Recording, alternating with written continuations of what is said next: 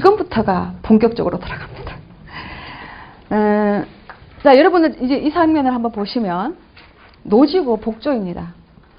그런데 여러분들 노지고 왕대추고 복조고 재배를 하실 테고 이 사진을 보시면 우선 언뜻 보기에 뭐라고 생각이 드십니까? 싹이 안 올라왔어요. 자세히 보면 이렇습니다. 대추가 잎은 안 나오고 싹이 약간 문틀은 고사리처럼 올라와 있죠? 다시 한번 진행을 시킬까요? 여기 어떠세요? 잎이 전개가 안 되고 싹이 안 올라오고 고사리처럼 나와 있어요.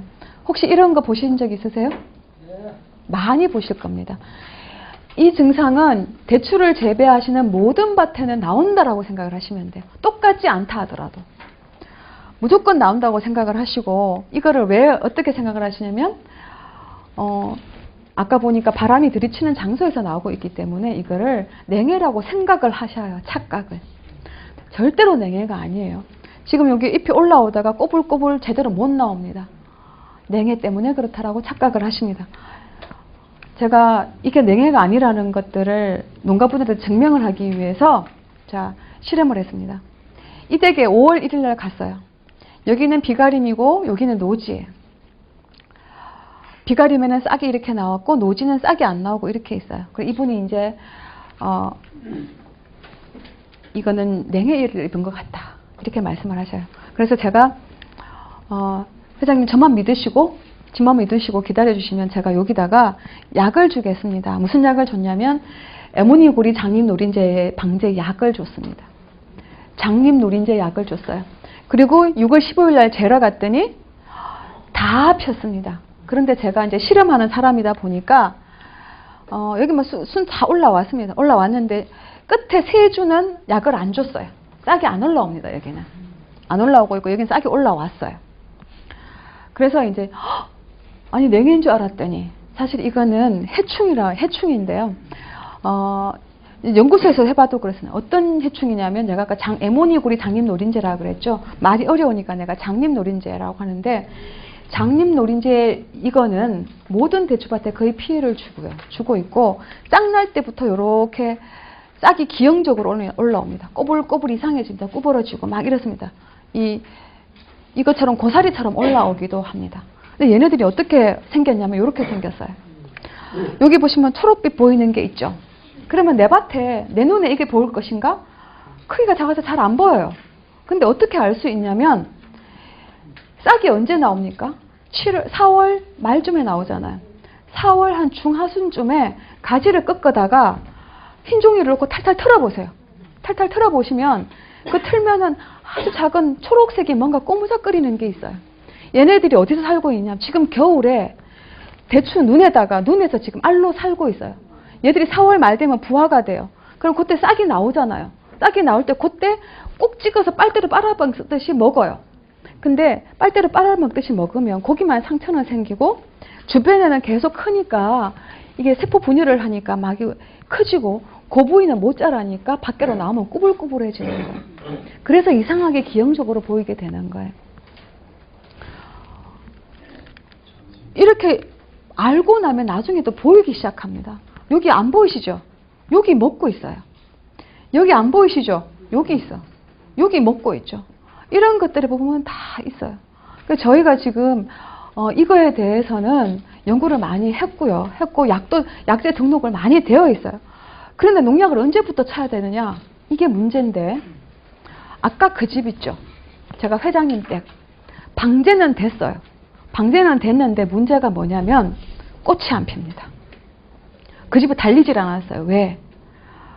거기는 세 가지를 만들어서 꽃을 달려서 과일을 만드는데 일찍 잎을 달아서 영양분을 흡수를 해야 꽃을 만들 텐데 남들 다 그것 만들 때 이제 자기는 잎 만들고 싹 올라왔잖아요. 영양분이 힘이 부족하니까 꽃을 못 만드는 거예요. 그러니까 방제는 됩니다. 방제는 되지만 실질적으로 피해를 입을 수 있다. 그럼 언제부터 방제를 해야 돼요? 싹 틀 때부터 시작을 해야 되는 거예요. 그래서 싹 틀 때부터 제가 예전에 한 번은 저 연구소에 있는 것들을 그냥 냅둬 봤어요. 방제 안 하고 냅둬 봤더니 싹이 하나도 안 납니다. 그러다가 방제를 딱 시작하니까 잎이 나고 피기 시작합니다. 근데 그 밑에 보면 일찍 먹었던 것들이 구멍이 뿡뿡뿡 나 있습니다.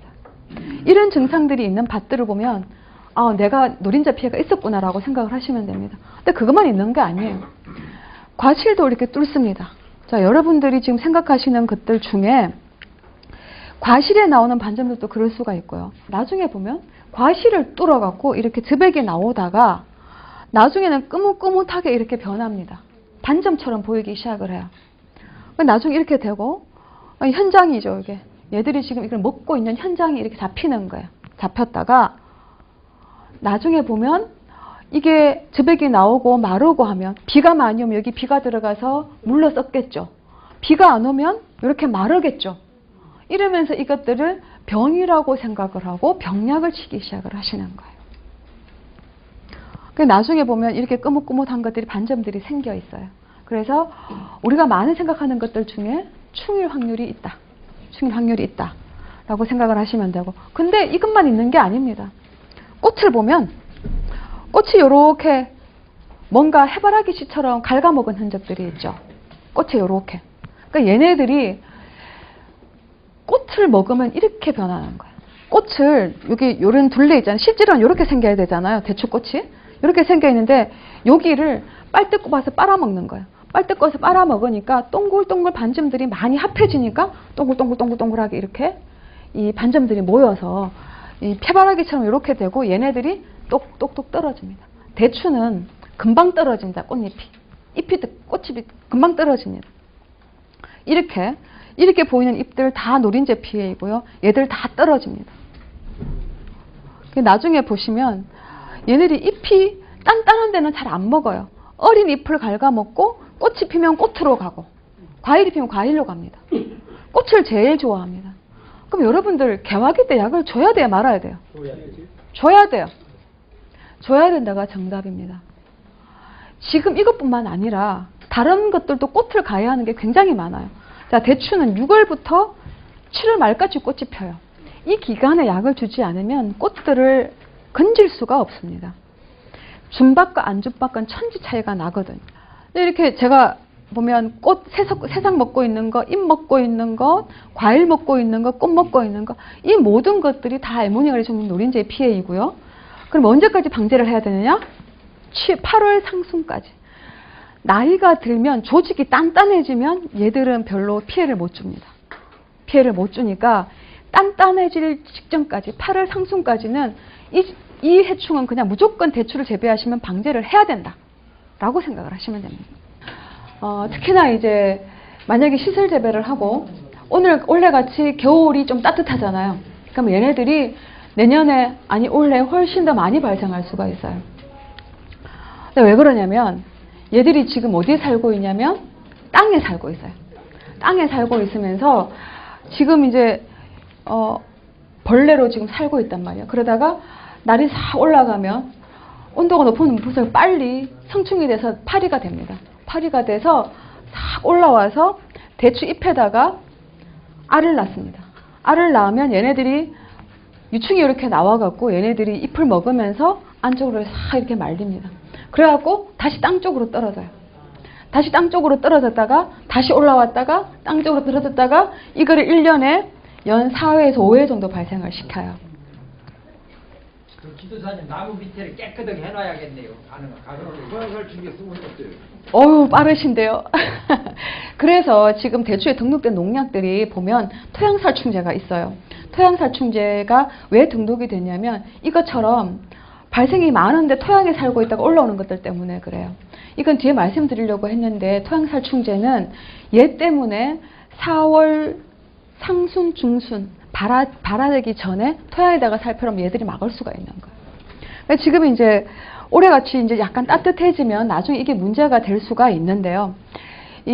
얘네들이 땅에서 올라갔다 내려갔다 하기 때문에 우리 눈에는 어떻게 보이냐면 방제가 된 것 같다기도 하다가 됐는데 나중에 보면 또 방제가 안 돼 있고, 제가 좀 전에 여러분들 대추를 지을 때 이것처럼 약간 보통의 통통한 파리보다는 조금 더 날씬한 파리, 조금 날씬한 파리들이 날아다니는 경우들이 있어요.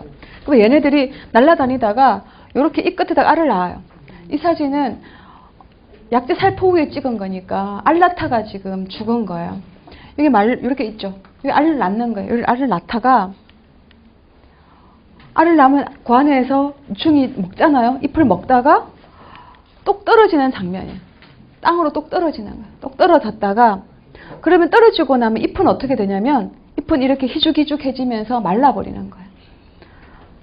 그래서 현장에서 보면 어떡하냐면 이렇게 생겨서 약을 쳤는데 조금 있다가 보면 또 괜찮은 잎들이 나온단 말이에요. 그러다가 또 나오는 거예요. 왜냐면 올라갔다 내려갔다는 그 시간들 때문에 꼭 한 칸씩 그 다음에 나오는 거예요. 그래서 이게 땅에 있다가 올라왔다가 바깥으로 위로 약을 쳐서는 100% 완벽하게 되지를 않는 거예요. 그래서 아까 제가 말씀드렸던 토양살충제를 그때 주면 토양살충제는 한 50일 정도 약효로 가요. 약효로 가는데 주의하실 거는 이게 약효가 오래 간다는 의미는 잔류도 오래 간다는 의미예요. 그래서 꼭 그 시기를 지키셔야 되는 거예요. 50일 정도만 그때 쳐셨다가 놔두면 걔도 약효를 발휘한다. 약효를 발휘한다고 말씀을 드리는 거고요. 교사님. 네. 그러면 그냥 일반 그 살충제 줄 때 땅에도 그 옆에 나무 밑에 뿌리 옆에 주위에도 주면 괜찮겠네. 위에도 주고. 뭐 그것도 의미가 있습니다. 왜 그러냐면 이 밑에 보면 이 측지로 올라오는 것들 있잖아요. 이 분지묘에서도 얘네들이 올라오다가 위로 안 올라가고 요것도 먹기도 해요. 그러면 이제 이렇게 하기도 하고 그 다음에 먹다가 약 때문에 죽었잖아요. 죽으면 이렇게 잎이 색깔이 명백하지 않은 희끗희끗한 반점들이 이렇게 생길 수도 있어요. 이것도 혹파리 피해예요. 근데 저희가 실제로 포장에다 재배를 해보면 특히 하우스 재배, 땅이 따뜻하네, 토양살충제 쓰지 않은 작년 같은 그런 집들에는 이렇게 아까 이 이렇게 떨어져 버리니까 잎도 다 떨어져 버리고 하면서 착과량에 영향을 줍니다. 아주 심각한데 제가 지금 걱정하고 있는 거는 올해처럼 따뜻하잖아요. 그러면 보통 겨울이 추우면 유충으로 있기 때문에 얼어 죽는 게 개체수가 많아요. 근데 올해처럼 좀 따뜻하면 일찍 나오기도 하지만 많이 살아남아 있는 거예요. 그래서 제가 보기엔 하우스가 더 피해가 많고 따뜻한 해에 더 피해가 많더라. 작년에 발생하지 않은 지역들에서도 많이 문의가 왔었어요. 그러니까 올해는 작년에 발생량이 많았는데다가 올해 겨울이 좀 따뜻하니까 이것 때문에 피해를 받을 가능성이 있다. 그래서 미리 4월 중반 정도에서 발화되기 전에 토양살충기를 치는 게 방제효과가 아주 좋습니다. 대신에 과일이나 이런 데는 피해를 주질 않아요. 그러니까 얘들도 잎이 한창 나오고 새순이 나오고 나오는 그 시기인 8월 초순 정도까지 그때까지 주 방제. 해충 2개를 방제해라 그러면 아까 얘기했던 에모니그레징 노린제, 대추나무 이복파리 이거 2개를 8월 초순까지는 철저하게 방제. 지금 말씀드렸다시피 혹파리는 이제 토양살충제 치고 곧 8월 초까지 바깥으로 위로 치는 약들도 있기 때문에 그 약들을 이 에모니그레징 노린제하고 같이 치시면 되는데 가끔 약들 중에 공동으로 방제되는 약들이 있어요. 그러니까 2가지 약을 치지 마시고 한 약을 선택해서 칠 약들도 있다. 잎이 반점이 하얀 점들이 있는 것 같고 잎끝이 타고 막 이렇게 했습니다. 응애는 지금 어디에 살고 있냐면 어떤 응애는 땅에 있고 어떤 응애는 위에 있습니다. 2가지 응애가 대추에 가해를 하고 있거든요. 살고 있는데 얘들 잡으려고 우리가 기계 유유제도 주고 그렇습니다. 기계도 주고 그런데 얘네들이 언제부터 나오냐면 신초 나올 때부터 나옵니다. 처음에 나오는 것들은 이렇게 빨긋빨긋해 보입니다. 신초가 나올 때. 요때는 사과응애라고 해서 약간 빨간빛으로 보이는 것들이 대추 초기에 발생을 시켜요. 그래서 후기로 넘어가면 이제 전박이 응애로 가는데 이제 이때는 뭐 실 같은 것들이 보이기도 하고 잎 뒤에서 가해를 해서 이게 구멍은 내지 않고 하얀 작은 바늘로 이렇게 콕 찌른 듯한 느낌의 하얀 반점들이 많이 생겨요. 그러니까 얘들의 문제는 뭐냐면 다다닥 많은 점들을 찍고 거기에 엽록소들이 소실이 되니까 공장을 못 돌리는 거예요. 영양분이 부족한 거예요. 잎이 약해지기 시작하는 거예요. 그래서 문제가 되는데 이게 이제 신초 생길 때는 이런 데 보면 거미가 보입니다. 줄이 보입니다. 거미줄 같은 것들이 보이는데 응애는 다른 곤충들하고 다릅니다. 거미류하고 같은 종이에요. 그래서 이렇게 거미를 치는 거고 그래서 보통 응애를 잡을 때는 다른 해충하고 좀 다른 약들을 전용 약제들을 쓰게 되는 이유가 종이 서로 특성이 서로 달라서 그런 거예요. 그러니까 이렇게 이제 어릴 때 보면 빨갛게 이렇게 보이기 시작을 합니다. 시작하다가 나중에는 이제 잎을 이렇게 앞면에서 보면 작은 반점들이 보이고 일부분이 확대가 되기도 하고 잎 전체를 이렇게 번지기도 하죠. 전체를 번지기도 하고 이렇게 진행이 되다가 나중에는 이렇게 크게 낙엽이 져버리기도 합니다. 이게 작년에 찍은 사진, 원래 작년 가을에 찍은 사진인데요. 이렇게 발생이 많고 지금 여기 보면 이게 거미줄 같은 거 보이시죠? 자, 이게 다 응애 때문에 그런 거예요. 근데 저희가 왜 이게 응애 때문에 고생을 할 거라고 생각을 하냐면 응애는 1년에 알을 8번에서 10번을 까요. 8번에서 10번을 까는데 언제 잘 까냐? 날씨가 더우면 더울수록 잘 깝니다. 더 자주 깝니다. 그러니까 날씨가 더워지면 더 많이 발생을 하죠. 그리고 비가 많이 안 오면 더 많이 발생을 합니다. 비 때문에 이렇게 맞아서 떨어지고 죽는 것들이 있는데 비가 안 오면 더 많이 발생을 하거든요. 근데 이제 문제는 뭐냐면 약이 안 들어서가 문제가 아니라 이 저항성 발생이 많다라고 하는 것 때문에 문제가 되는 거예요. 여러분들 이제 그 책자를 읽다 보면 약재 저항성 얘기를 많이 들으십니다. 그런 게 이런 거예요. 농약이라고 하는 게 대추에 응애에 등록된 약재를 한 20가지가 있다고 치면 그 20가지가 품목명, 농약명 다 달라도 기능별로 예를 들면 응애가 이렇게 있는데 머리를 쳐서 죽이는 약, 배를 쳐서 죽이는 약, 등을 쳐서 죽이는 약 이렇게 구분을 하면 한 3-4가지로 밖에 구분이 안 돼요. 그렇게 기능별로 분류를 한 걸 농약 계통별 그룹별로 구분을 했다고 하는 거예요. 그래서 저항성을 막으려면 이것대로 구분해서 줘야 된다고 라는 말들을 책에서 여러 번 들어보셨을 거예요. 근데 이거를 그렇게 안 하면 저항성이 생기는데 이런 거예요. 자, 여러분들이 대추밭에 응애라고 생각을 하시면 머리 치는 약을 여기다가 한번 줬다고 생각해요. 그리고 여러분들이 우연히 모자 쓰신 분들이 계시잖아요. 이게 이제 헬멧이라고 생각을 해요. 그러면 헬멧 쓰고 있는 응애들은 머리 치는 약을 주면 살아남아 있어요. 그런데 약 주는 입장에서는 대부분이 헬멧이 없기 때문에 약 잘 듣네 해요. 근데 살아남은 헬멧 쓴 응애들이 이제 경쟁자들도 없어지고 해서 막 번식을 해요. 번식을 잘 한단 말이에요. 그래서 전번에 잘 들었으니까 또 한 번 머리 치는 약을 줘요. 그러면 그 다음에는 들어요, 안 들어요? 안 들어요. 그래서 농약사를 갔더니 아유 계통을 바꿔주셔야죠. 혼이 났어. 그래서 이제 배 치는 약을 줬어요. 그런데 헬멧 쓰고 복대 찬 응애가 있네. 그 다음에 또 복대 찬 이제 모자 쓰고 복대 찬 응애는 살아남죠?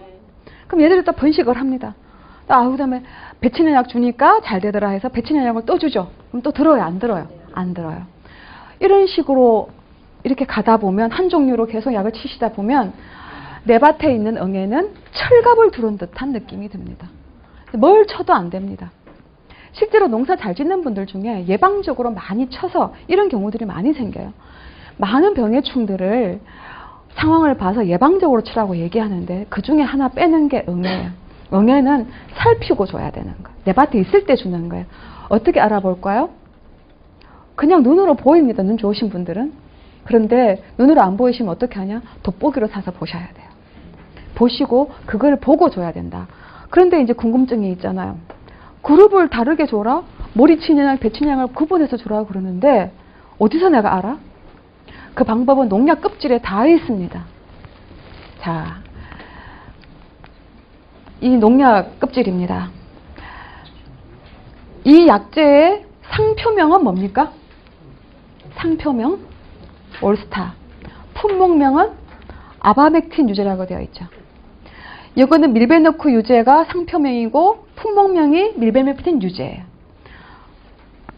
품목명, 상표명은 그냥 농약회사에서 붙인 이름. 품목명은 성분을 나타내주는 이름. 이렇게 아시면 됩니다. 이것들을 대추 응애에 등록된 농약들을 간단하게 정리를 했어요. 자, 그러면 상표명이 아까 밀베노크하고 올스타였나요? 올스타였죠. 이 상표명이 같은 농약들이 많아요. 성분은 이거고. 그런데 우리가 농약 품목명을 자세히 보면 아바맥틴, 밀베맥틴 굉장히 유사해 보이잖아요. 뭔가 사촌지간 같잖아요. 항열 이름처럼. 그럼 이게 같은 계통일 확률이 높아요. 같은 계통이에요. 근데 같은 계통일 확률이 높아요 오면 같은 계통은 아니잖아요. 근데 같은 계통이에요. 어떻게 아느냐? 여기 6번 적혀져 있잖아요. 근데 그 6번이 여기만 있는 게 아니에요. 여기 보시면 올스타 살충제 6번 되어 있죠. 밀베노크 살충제 6번이라고 여기 등록이 딱 되어 있어요. 그러면 지금 여기 이름도 다르고 성분도 다르지만 살충제 6번 번호로 해서 이 기능을 분류를 해 놓은 거예요. 그러니까 이 번호만 보면 이건 서로 기능이 다르구나 아시면 되는 거예요. 그러면 세큐하고 램페이지를 보실게요. 세큐, 램페이지 아주 익숙한 이름들이에요. 그런데 성분도 같고 이거는 제형만 달라요. 농약을 어떻게 만들어만 달랐단 말이에요. 그런데 정말로 작용 기작 앞에 번호를 보면 살충제 13이라고 딱 적혀 있습니다. 그러면 우리가 이제 그동안 책에서 봤던 농약을 그룹별로 분류를 해서 서로 교호살포하자, 서로 헷갈리게 해서 저항성을 만들지 말자 할 때 어떻게 해야 될 것 같아요? 6번에 있는 농약을 하나 사고, 그렇죠? 13번에 있는 농약을 하나 사고, 20D에 있는 농약을 하나 사고, 23번 이렇게 하나씩 골라놓고 약을 치면 헷갈려서 애들이 저항성을 못 만드는 거예요. 이렇게 관리를 하는 겁니다. 그래서 앞으로 저항성 관리를 잘하라. 그룹별로 계통을 분류해서 구분해서 쓰라고 그러면 해충은 번호로 구분하시면 됩니다. 물론 당연히 농약이 대추에 이 내가 치고자 하는 병해충에 적정하게 등록되는지 확인을 하시고 사용법도 다 확인을 하시고 그 다음에 그룹을 번호를 보면 이게 같은 그룹인지 아닌지를 알 수가 있는 거예요. 그 다음에 이 약급지를 보는 순간 한 번 더 말씀드리고 여기 보시면 안전 사용 기준이 있어요. 21일, 14일, 14일, 21일 이렇게 되어 있어요. 이게 대추가 과실이 작다 보니까 표면적이 상대적으로 커요. 그래서 수확전 살포일이 굉장히 길어요. 다른 작물들보다. 자, 예를 들어 봅시다. 21일짜리일 거예요. 여러분들 수확을 언제 하세요? 10월 초부터요. 그러면 21일 그럼 어느 정도까지 칠 수 있어요? 21일 전이니까 9월 상순. 그런데 농약을 이것저것 섞어치게 되어 있죠, 보통? 그러면 어떤 것들은 14일, 어떤 건 21일, 어떤 건 한 달 이렇게 있을 수 있죠. 그럼 어디에 맞춰야 돼요? 가장 긴 데다가. 그러면 지금 이걸로 봤을 때는 세큐를 만약에 어느 층가 썬캡을 쳤다 이러면은 9월 상순까지밖에 못 쳐요. 그러면 그 나머지 1개월간은 칠 약이 없죠. 그러니까 아까 앞에서 봤던 응애 같은 경우 앞쪽에서 충분히 밀도를 안 낮춰줬기 때문에 후기에 가서는 칠 수도 없는 거예요. 그러니까 미리 잘 알고 이것들을 맞춰 나가야 된다는, 그리고 이거는 꼭 지키셔야 되고. 그 다음에 이제 살균제도 있잖아요. 병약은 그 구분을 어떻게 해놓냐면 가나다라 마바사로 해놨어요.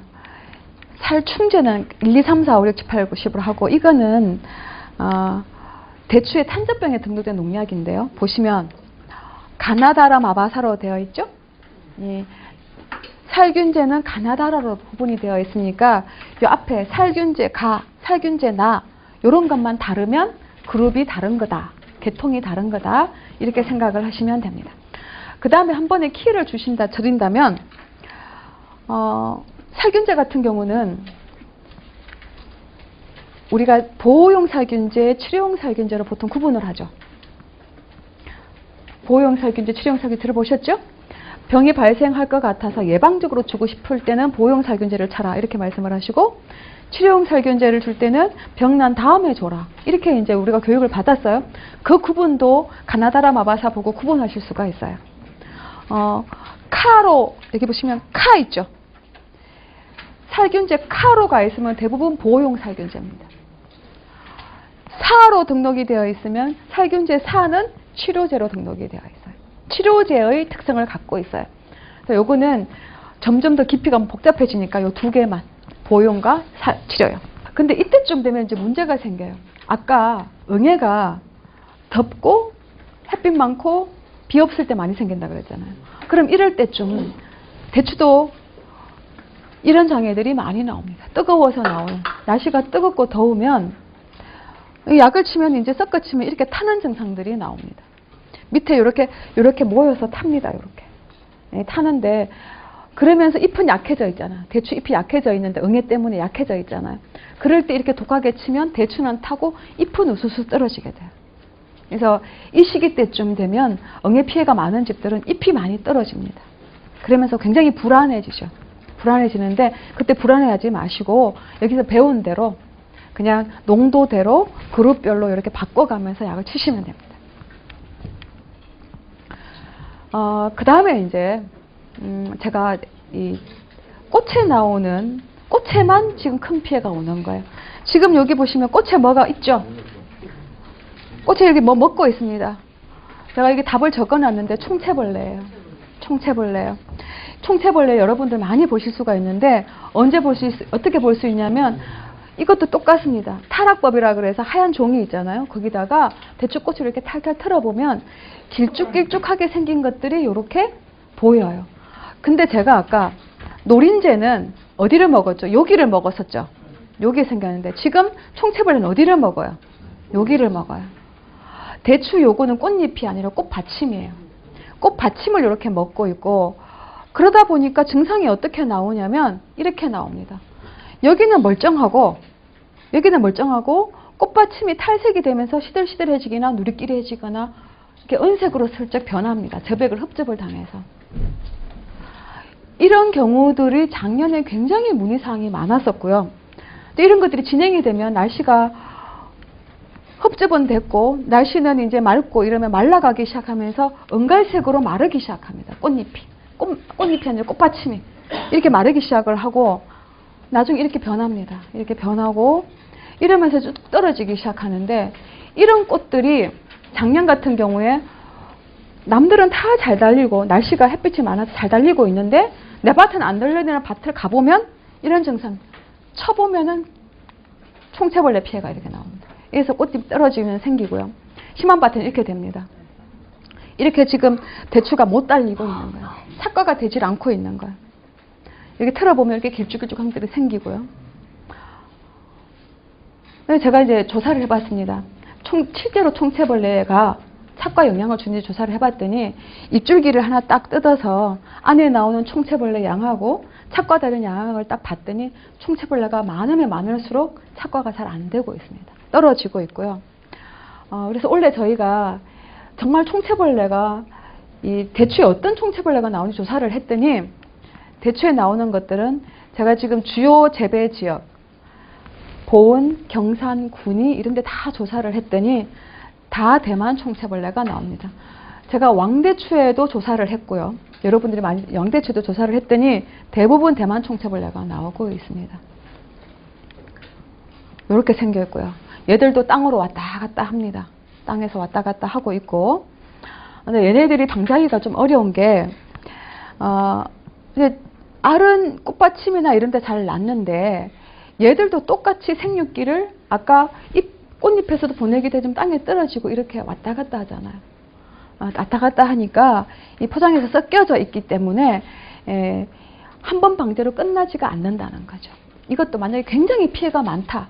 굉장히 피해가 많으면 총채벌레 등록된 약을 한 짧은 시간에 계통을 바꿔가면서 이 계약이 내에 잡으셔야 되는 거예요. 저희가 잡지 않아 봤습니다. 계약의 약을 하나도 안 쳐봤어요. 저희 연구소 포장에 꽃이 하나도 달리지를 않습니다. 근데 이거는 개화기 때만 방제를 하지 않는 거예요. 꽃이 흐느흐느하죠.